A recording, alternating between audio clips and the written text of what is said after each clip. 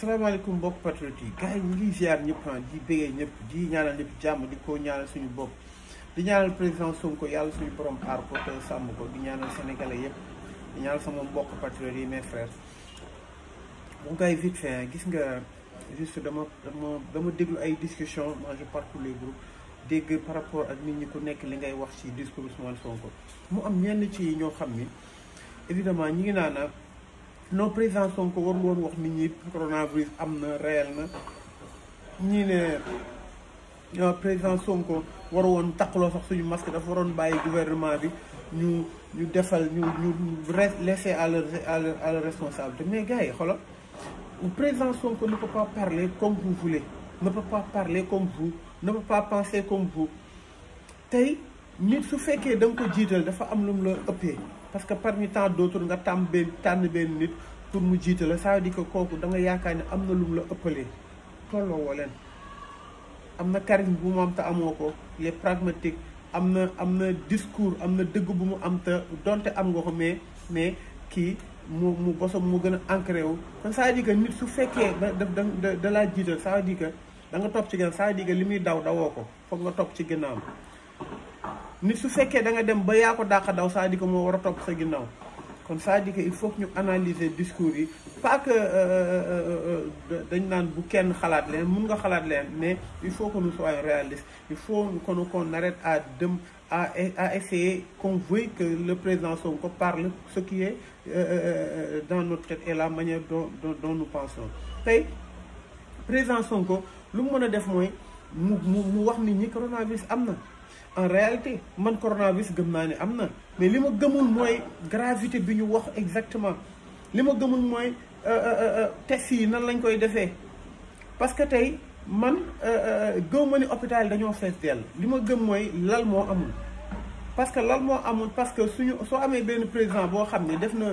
na benn tournée économique boo xam ne yàq na ci minimum 2 milliards wax nañ ñaata lal la mun a jënd ah des lits de réanimation ñaata la ci mën a jënd avion bi mu jënd soxlawu ko woon au moment bu dëkk bi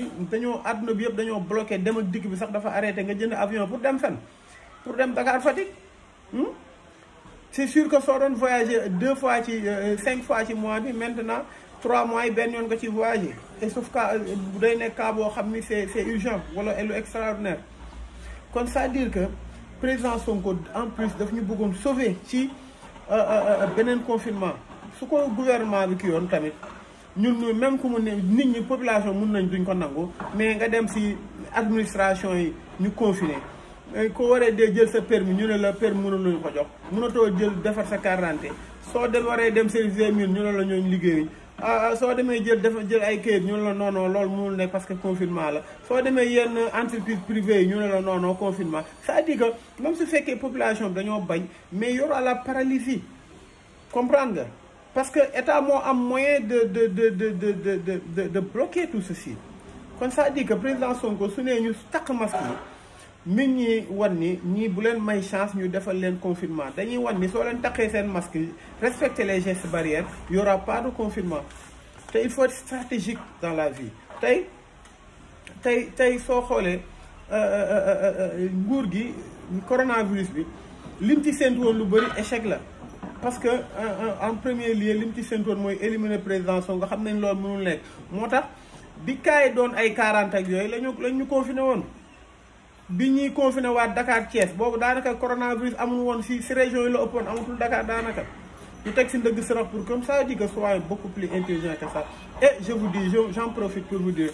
au moment où nous parlons au moment où nous sommes ici à discuter de ce que le président devait dire ou pas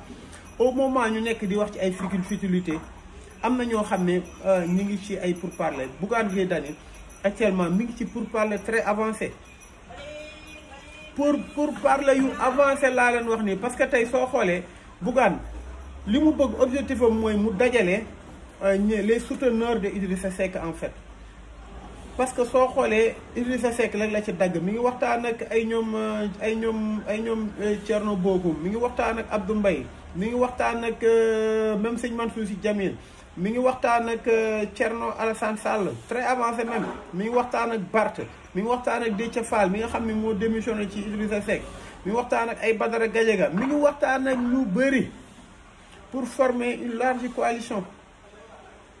lan la ci jublu tout sauf président Ousmane Sonko tey am na beneen coalition boo xam ñi ngi waxtaan mooy Cheikh Tidiane Gadio mooy nu mu tudd maanaam ministre Wade yi nga xam ne ñi ngi woon ci kii ay ñoom Farba Senghor ñoo ñëpp ñi ngi waxtaan xool ndax lu ñu def coalition parce que seen coalition ñoom Bougane coalition pour contrer Sonko la pour ñu am benn marchandage politique suñ demee ba benn candidat jiitu maanaam benn candidat boo xam ne c'est différent de Sonko évidemment ñu jàppale ko ñeneen ñi mooy la coalition des ministres de Abdoulaye Wade ñi ngi waxtaan ils sont en pourparlers très avancés laa leen wax nii ñi ngi waxtaan seen waxtaan ni pour régler l'échiquier politique pour ëllëg su Macky Sall ne day def deuxième mandat ñoom ñu jàppale ko wala su Idi nekk au devant de la scène ñu jàppale ko parce que ñoom en fait président Sonko arrangé wu leen kon gars yi leen am ne lii ñëw muy gën a metti qu'on s'attarde pas dans des futilités dans des bassesses comme ça nañ leen préparer gën a jàppaat parce que ñun nag lu ñu am moo gën a jafe on a le peuple nous avons l'opinion Macky Sall il a la presse il a la caisse noire il a les renseignements généraux il a la police il a l'armée il a la gendarmerie mais nous on a le peuple te loolu yëpp soo ko dajalee nag ça forme le peuple coalition yëpp ñuy def ak yëpp c'est le peuple te ñun ñoo yor le peuple ñun lañ wóolu kon c'est-à-dire que nañ leen gën a jaajuwaat bañ a dugg dans les futilités président Sonko nag li mu bëggoon wax ci coronavirus bi mi ngi koy wax dégg ngeen Sénégal ngay gis ni benn médecin docteur être très riche Sénégal ngay gis député boo xam ne 6 mois la def de mandat am ay immeuble Sénégal ngay gis benn docteur boo xam ne li suñu problème sanitaire c'est tellement complexe le mal est trop profond tey suñu demee ba am 60 lits te cas grave yi mat nañ 500 je vous le dis kon parce que Sénégal ni mu demee dañ naan diw corona ko rey te pourtant seen këram ñi nga xam ni ñi nga xam ni ñoo nekk këram ñi nga xam ni ñoo ko wër ñoom ñëpp kon contaminé ay cas contact lañ dangaa dégg ay cas contact ay cas communautaire waxatuñ loolu discours boobu amatuñ ko parce que discours boobu c'était stratégique en fait ci léegi soo gisee dañ naan non les feebar c'est grave ça dit que même seen langage bi ñuy wax dañ ko changé Sénégal ngay gis benn médecin boo xam ni du toog hôpital day am ay clinique am teg ko fële midi lay ñëw clinique am lay xëy ba midi mu ñëw 3 heures pile su añee pare delluwaat patients yi wax ak ñoom ne ko lii mën leen soo fii moom xam nga ni mu dee soo leen bëggee da ngeen ñëw clinique bokkoon affaire yooyu c'est-à-dire que la légalité des chances l'hôpital public nit ñi sax wóolootuñ ko c'est comme au niveau de l'éducation bu njëkk ba nilaar yi ñoo doon dem école privée léegi école privée ndam la ñu on doit se poser des questions kon président Sonko lim ñu wax dafa leer nañ leen moytu te nañ leen xam ni il faut que nous prenons nos responsabilités Macky Sall nag moom su ma doon moom day déglu des fois li président Sonko wax mu koy jéem a tirer des leçons mais du jéem loolu da xam nu muy def day xool nan lay contrer li président Sonko wax day xool nan la ko ciy jéem a éliminer par rapport à lu muy wax day yónni ay nitam au lieu que ñu wax ci coronavirus yi wax ci leneen wax ci économie mais da leen yónni soo xoolee à 60% président Sonko la ñuy wax